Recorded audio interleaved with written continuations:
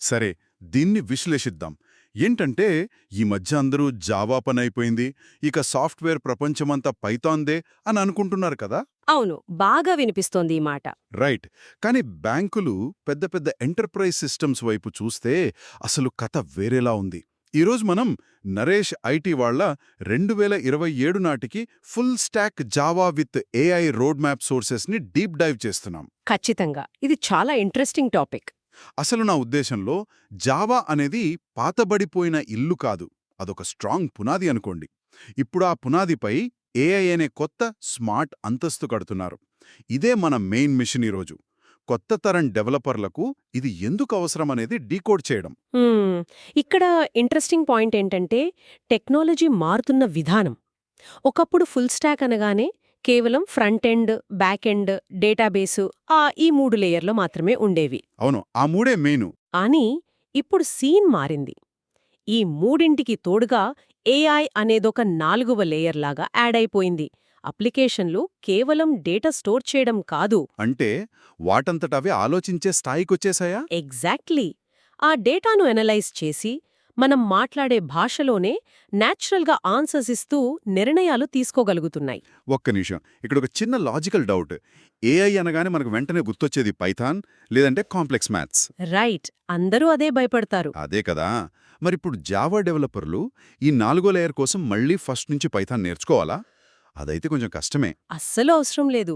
Java డెవలపర్లు Python జోలికి వెళ్ళక్కర్లేదు. ఇక్కడే స్ప్రింగ్ ఏఐ లేదా లాంగ్ చైన్ 4J లాంటి ఫ్రేమ్వర్క్స్ గేమ్ చేంజ్ చేస్తున్నాయి. మ్మ్, లాంగ్ చైన్ 4J, ఆ పదం వినడానికి కొంచెం టెక్నికల్గా ఉందే. ఏమీ లేదు, చాలా సింపుల్. మన పాతకాలపు జావా కోడ్కి, మోడర్న్ ఏఐ మోడల్స్కి మధ్య ఇదొక ట్రాన్స్లేటర్ లాగా, అంటే ఒక బ్రిడ్జ్ లాగా పనిచేస్తుందన్నమాట. ఓహో, నైస్. పైగా ఇక్కడ ర్యాగ్ అనే ఒక అద్భుతమైన కాన్సెప్ట్ ఉంది. రిట్రీవల్ ఆగ్మెంటెడ్ జనరేషన్ అంటారు. ర్యాగ్. ఇందాక మనం ఒక ఇంటి పునాది గురించి మాట్లాడుకున్నాం కదా, దానికి కనెక్ట్ చేస్తే ఆ చాట్‌జిపిటి లాంటివి బయట ప్రపంచం మొత్తం తెలిసిన వాళ్ళు అనుకుందాం. అవును. మరి ఈ ర్యాగ్ అనేది కేవలం ఆ ఇంట్లో ఉన్న బ్లూ ప్రింట్స్, పర్సనల్ డైరీలు చదివి ఆ ఇంటి గురించి మాత్రమే ఖచ్చితంగా చెప్పగలిగే స్మార్ట్ ఇంటర్నల్ అసిస్టెంట్ లాంటిదా? భలే చెప్పారు, ఎగ్జాక్ట్లీ అదే. పబ్లిక్ ఏఐ మోడల్స్కి కంపెనీల ఇంటర్నల్ డేటా తెలియదు కదా, కాబట్టి అవి ఒక్కోసారి తప్పు ఆన్సర్స్ ఇస్తాయి. దాన్నే హాలూసినేషన్స్ అంటారు. ఓహో, అంటే తప్పుల్ని నిజంలా కాన్ఫిడెంట్గా చెప్పడం. అవును, అదే. అందుకే ర్యాగ్ ద్వారా ఏం చేస్తారంటే, ఏఐకి ముందుగానే కంపెనీకి సంబంధించిన ప్రైవేట్ డాక్యుమెంట్స్ అందిస్తారు. ఫర్ ఎగ్జాంపుల్, ఒక హాస్పిటల్ సిస్టమ్ తీసుకుంటే. ఏఐ బయట ఇంటర్నెట్లో వెతక్కుండా ఆన్సర్ చేస్తుందా? కరెక్టే. ఖచ్చితంగా ఆ హాస్పిటల్ పేషెంట్ రికార్డ్స్ చూసి చాలా సెక్యూర్గా ఆన్సర్ చేస్తుంది. వినడానికి చాలా బాగుంది. కానీ నరేష్, ఐటీ వాళ్ల రోడ్ మ్యాప్ చూస్తే ఇది 9 నుంచి 12 నెలల ప్రాక్టికల్ కోర్స్ అనుంది. నా డౌట్ ఏంటంటే, ఏఐ ఇంటిగ్రేషన్ అంటే కేవలం ఒక ఏపీఐ కాల్ చేయడమే కదా, ఇంత టైం ఎందుకు పడుతుంది? అక్కడే ఉందసలు పాయింట్. ఇది కేవలం సింపుల్ ఏపీఐ కాల్ కాదు. వాళ్ళ 10 దశల రోడ్ మ్యాప్ వెనుక ఒక బలమైన కారణం ఉంది. ఫస్ట్ కోర్ జావా, తర్వాత స్ప్రింగ్ బూట్, ఆ తర్వాత క్లౌడ్, లాస్ట్లో ఏఐ ఏజెంట్స్. మధ్యలో క్లౌడ్ ఎందుకొచ్చింది? ఎందుకంటే ఈ ఏఐ మోడల్స్ అన్నీ క్లౌడ్లోనే రన్ అవుతాయి. ఆ ఆర్కిటెక్చర్ తెలియకుండా ఏఐని ఎలా కనెక్ట్ చేస్తారు? ఓకే, ఒకదానికొకటి స్ట్రాంగ్ లింక్ ఉందన్నమాట. ఖచ్చితంగా. ఇంకో ముఖ్యమైన విషయం సెక్యూరిటీ. డెవలపర్లు కోడ్ రాసేటప్పుడు తమ ఏపీఐ కీస్ని పొరపాటున పబ్లిక్ గిట్హబ్ లాంటి చోట పెట్టేస్తుంటారు. అవును, ఆ న్యూస్ వింటూనే ఉంటాం. వేరే వాళ్ళు వాడేసి లక్షల్లో బిల్స్ తెప్పిస్తారని. ఎగ్జాక్ట్లీ.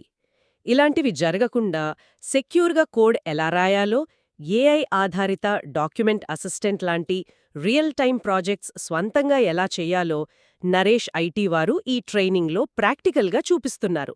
అందుకే అంత సమయం పడుతుంది. రైట్, ఇప్పుడు క్లియర్గా అర్థమైంది. కొత్తగా కెరియర్ మొదలుపెట్టే వాళ్లకు ఇది చాలా కీలకం.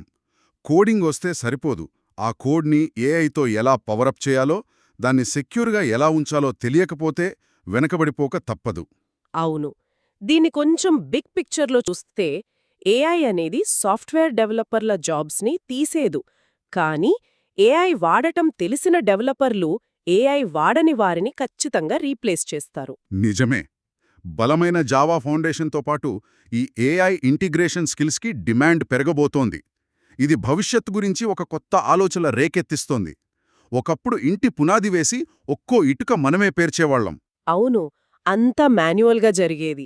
కానీ భవిష్యత్తులో అప్లికేషన్లు కేవలం మనం అడిగిన డేటానే ఇవ్వడమే కాకుండా వాటంతట అవే ఆలోచించగలిగితే సాఫ్ట్వేర్ ఇంజనీరింగ్ అనేది కోడింగ్ రాయడం నుంచి ఏఐకి సరైన ప్రాంప్ట్స్ ఇస్తూ ఆ ఇల్లు దానంతట అదే కట్టుకునేలా ఆర్డర్స్ ఇవ్వడంగా మాత్రమే మారిపోతుందా?